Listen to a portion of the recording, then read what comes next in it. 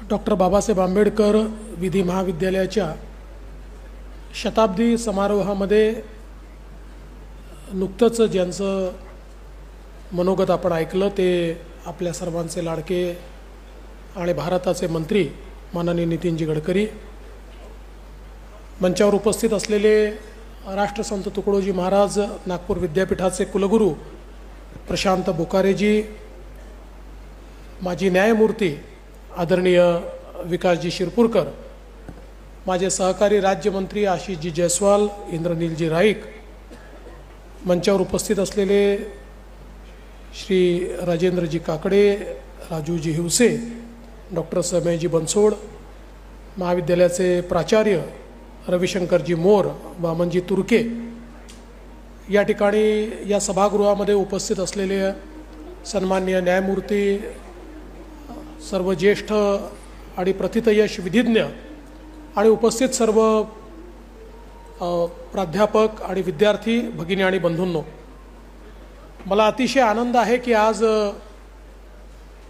आपल्या डॉक्टर बाबासाहेब आंबेडकर विधी महाविद्यालयाच्या शताब्दी समारोहामध्ये या ठिकाणी उद्घाटक म्हणून मला निमंत्रित करण्यात आलं आणि मला आत्ताच कुलगुरू साहेबांनी सांगितलं आहे की तुम्ही त्या ठिकाणी औपचारिक उद्घाटनाची घोषणा करा, म्हणून मी घोषणा करतो की आपल्या या शताब्दी समारोहाचं औपचारिक उद्घाटन झालं. असं नितीनजींनी सांगितलं, खरं म्हणजे आमचं सगळ्यांचंच या वास्तूशी एक नातं आहे आणि खूप संबंध या वास्तूशी जुडलेले आहेत, अनेक आठवणी या ठिकाणच्या आहेत. मी तर असं म्हणेन की जे काही माझं व्यक्तिमत्व तयार होऊ शकलं, चांगलं वाईट जे काही असेल, त्याचं एक मोठं क्रेडिट हे या महाविद्यालयाला जातं, इथल्या शिक्षकांना जातं. आणि निश्चितपणे मी असं म्हणेन की नितीनजींच्या या मताशी मी सहमत आहे की अलीकडच्या काळामध्ये खूप वेगवेगळी महाविद्यालयं तयार झाली आहेत, लॉ कॉलेजेस तयार झालेले आहेत, चांगलं इन्फ्रास्ट्रक्चर आहे. पण मी हे दाव्याने सांगू शकतो की ज्या प्रकारचं शिक्षण या लॉ कॉलेजमध्ये आम्हाला मिळालं त्या प्रकारचं शिक्षण कदाचित आज मिळतच असेल किंवा खाजगी कॉलेजला मिळतच असेल असं माझं मत नाही. म्हणजे मी ज्यावेळेस पहिल्यांदा आमदार झालो आणि आमदार झाल्यानंतर तिसऱ्याच वर्षी मला उत्कृष्ट संसदपटूचा पुरस्कार मिळाला आणि तो पुरस्कार मिळाल्यानंतर मला ज्यावेळेस विचारलं की तुम्हाला पहिल्याच टर्ममध्ये हा पुरस्कार का मिळाला, त्यावेळेस मी सांगितलं की मी जे कायद्याचं शिक्षण घेतलं त्या माझ्या गुरुजनांनी कायद्याच्या संदर्भातल्या माझ्या संकल्पना या इतक्या सुस्पष्ट केलेल्या आहेत की त्याचा फायदा मला विधानसभेत काम करताना होतो. आणि विधिमंडळ जे कायदेमंडळ आहे, या कायदेमंडळामध्ये कायदे बनवत असताना तो मला उपयोग त्या ज्ञानाचा होतो आणि म्हणूनच मला खरं म्हणजे सगळं करता आलं. आणि तसेच माझे मित्र आशिष जयस्वाल हे देखील या ठिकाणी आहेत, ते माझा पिछाच करत असतात. इथे देखील मला 1 वर्ष ज्युनियर होते, विधानसभेतही माझ्या एक वर्ष म्हणजे तसे सोबतच आले, प्रत्येक ठिकाणी 1 वर्ष माझ्यानंतर ते येत गेले. पण तेही या गोष्टीचे साक्षीदार आहेत की या कॉलेजमध्ये शिकल्यानंतर जे काही आपल्याला एक प्रकारचं ज्ञान या ठिकाणी प्राप्त झालं ते अतिशय चांगल्या पद्धतीचं ज्ञान हे निश्चितपणे प्राप्त होऊ शकलं.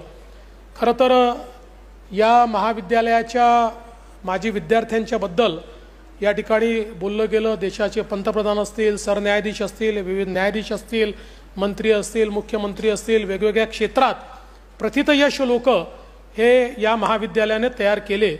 आणि 100 वर्षाचा इतिहास हा फार मोठा इतिहास असतो. 100 वर्षामध्ये मला असं वाटतं की अनेक पिढ्या घडवण्याचं काम हे या महाविद्यालयाने केलं. आणि या महाविद्यालयात आल्यानंतर मला आजही आठवतं, मला असं वाटतं ते इथे असेलच, पण एक त्या ठिकाणी एक दगड लागलेला आहे आणि त्याच्यावर भारतरत्न डॉक्टर बाबासाहेब आंबेडकरांचं एक वाक्य लिहिलेलं आहे. इंग्लिशमध्ये वाक्य आहे, पण त्या वाक्याचा अर्थ असा आहे की कुठलंही संविधान वाईट नसतं, ते संविधान राबवणारे लोक कसे आहेत त्याच्या आधारावर ते संविधान ठरत असतं. मला असं वाटतं की हे जे वाक्य आहे हे माझ्या जीवनामध्ये एक अतिशय गायडिंग प्रिन्सिपलच्या रूपानं मला त्या ठिकाणी अंगीकारता आलं. आणि मला असं वाटतं की जे काही भारताच्या संविधानाने एक प्रकारे आपल्याला अधिकार दिलेले आहेत, आपल्याला जी काही कर्तव्य दिलेली आहेत, त्याच्या आधारावर एक श्रेष्ठ समाज आणि एक श्रेष्ठ देश आपण तयार करू शकतो असा विश्वास बाळगणाऱ्यांपैकी मी एक आहे. आणि म्हणूनच मला असं वाटतं की आज या महाविद्यालयाच्या माध्यमातून इतक्या मोठ्या प्रमाणात आपण चांगल्या प्रकारचे विविध समाजाच्या क्षेत्रातले लोक तयार केले. ही जी काही लिगसी मगाशी आपले प्राचार्य सांगत होते, ही लिगसी सातत्याने पुढे गेली पाहिजे, याबद्दल कोणाचे मनामध्ये शंका नाही. आपल्याला कल्पना आहे की लोकशाहीमध्ये सगळ्यात महत्त्वाचं काही असेल तर कायद्याचं राज्य, रूल ऑफ लॉ. जिथे रूल ऑफ लॉ आहे तिथेच लोकशाही आहे असं आपण मानतो. आणि आपल्या देशामध्ये आजही लोकशाहीचे जे सगळे स्तंभ आहेत त्या स्तंभांमध्ये सर्वाधिक जनतेचा विश्वास हा आपल्या ज्युडिशरीवर आहे, आपल्या न्याय व्यवस्थेवर अजूनही लोकांचा विश्वास आहे. आणि हा विश्वास जर आपल्याला असाच कायम ठेवायचा असेल तर आपल्याला चांगले लॉयर्स तयार करावे लागतील, चांगली न्यायव्यवस्था तयार करावी लागेल, चांगले न्यायाधीश तयार करावे लागतील. आपली न्यायव्यवस्था चांगली आहेच, पण निश्चितपणे त्याच्यामधल्या ज्या काही त्रुटी असतील त्या त्रुटी आपल्याला दूर कराव्या लागतील. अलीकडच्या काळामध्ये आपल्याला कल्पना आहे की मोठ्या प्रमाणात तंत्रज्ञान बदलत आहे आणि तंत्रज्ञान बदलत असल्यामुळे त्याचा परिणाम हा सर्व व्यवस्थेवर होताना आपल्याला पाहायला मिळतो. आज कोविडमुळे आमच्या न्यायालयाने अतिशय वेगानं त्या ठिकाणी तंत्रज्ञान स्वीकारलं. पहिल्यांदा सुप्रीम कोर्टने ऑनलाईन हिअरिंग्स चालू केले, हायकोर्टाने चालू केले आणि मला असं वाटतं की हळूहळू तंत्रज्ञान आपल्या अंगवळणी पडायला लागलं. आज या तंत्रज्ञानामुळे मोठ्या प्रमाणात जसं समाजातल्या विविध क्षेत्रांचं रूप बदलत आहे, त्यांची आव्हानं बदलत आहेत, तसंच आपल्या कायद्याच्या क्षेत्रामध्ये देखील त्याचे मोठे परिणाम येत्या काळामध्ये आपल्याला दिसणार आहेत. आर्टिफिशियल इंटेलिजन्सच्या माध्यमातून आज आपण पाहतो ChatGPT सारखे काही जे काही प्लॅटफॉर्म्स तयार झालेले आहेत, हे प्लॅटफॉर्म इतक्या वेगानं बदल करतायत. म्हणजे पूर्वी कदाचित आमच्या काळामध्ये आमचे सिनियर आम्हाला सांगायचे तर आपल्याला एखादी केस किंवा एखाद्या केसला एखादी ऑथॉरिटी शोधावी लागायची. आता आपण केवळ कमांड दिली तरी आपल्याला ऑथॉरिटी मिळते. अशा प्रकारची अवस्था आता आपल्याला तयार झालेली आहे.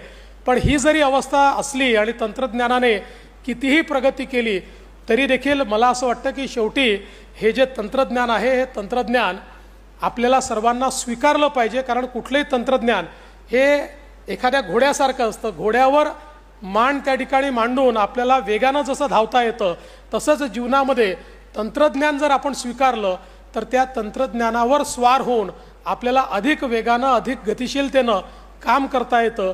त्यामुळे मला असं वाटतं की येत्या काळामध्ये आपल्या विधी शाखेला देखील आपल्या एकूणच संपूर्ण अभ्यासक्रमाला देखील हे जे तंत्रज्ञानाचं आव्हान आहे हे आव्हान स्वीकारावं लागेल आणि तशा तंत्रज्ञानाकरता फ्युचर रेडी अशा प्रकारची व्यवस्था ही देखील आपल्याला निश्चितपणे उभी करावी लागेल.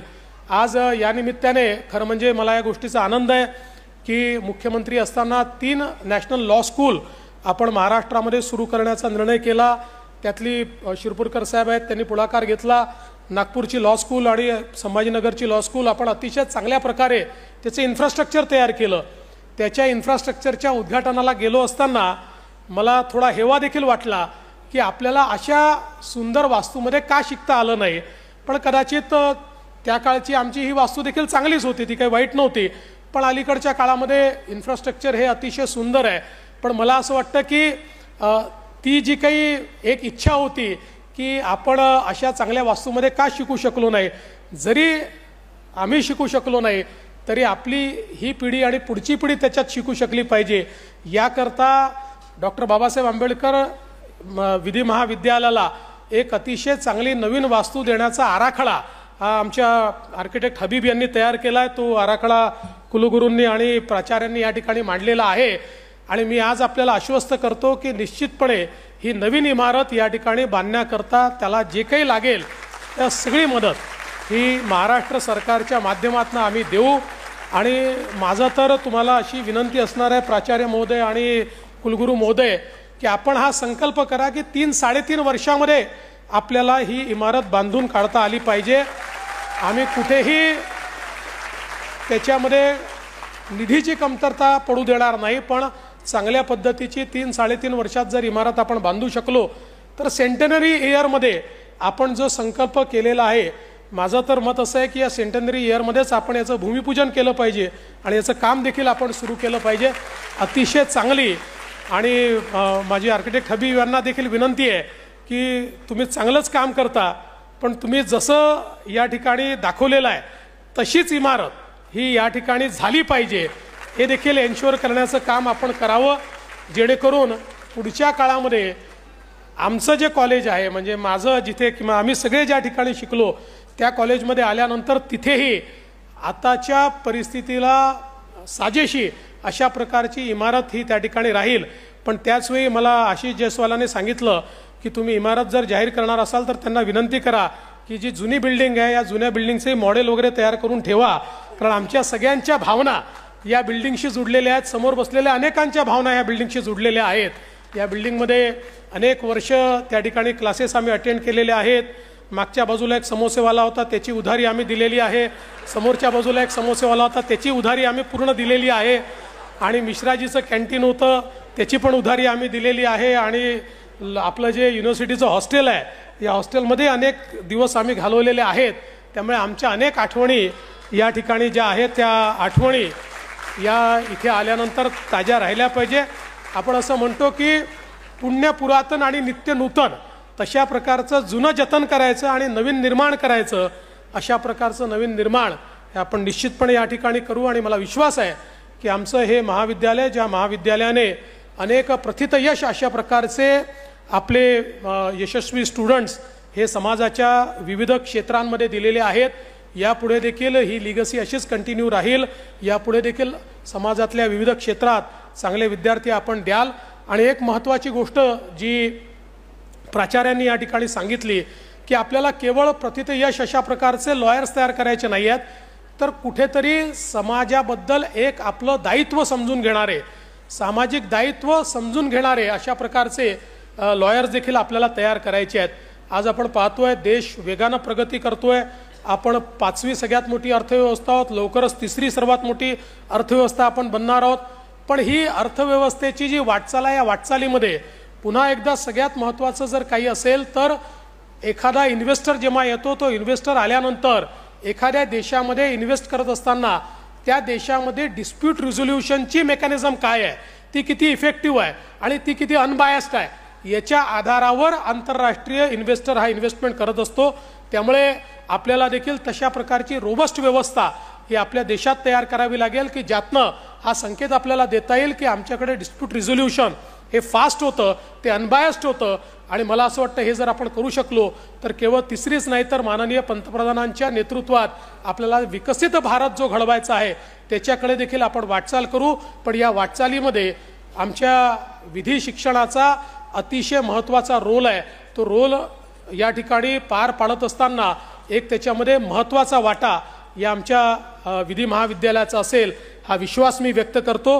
पुन्हा एकदा आमच्या सर्व गुरुजन ज्यांनी या ठिकाणी आम्हाला शिक्षण दिलं त्या सगळ्यांच्या प्रती अतिशय मनपूर्वक आभार व्यक्त करतो. आणि या चांगल्या कार्यक्रमामध्ये माझ्या कॉलेजमध्ये तुम्ही मला बोलवलं त्याबद्दल तुमचे आभार मानून माझे 2 शब्द संपवतो. धन्यवाद. जय हिंद, जय भारत.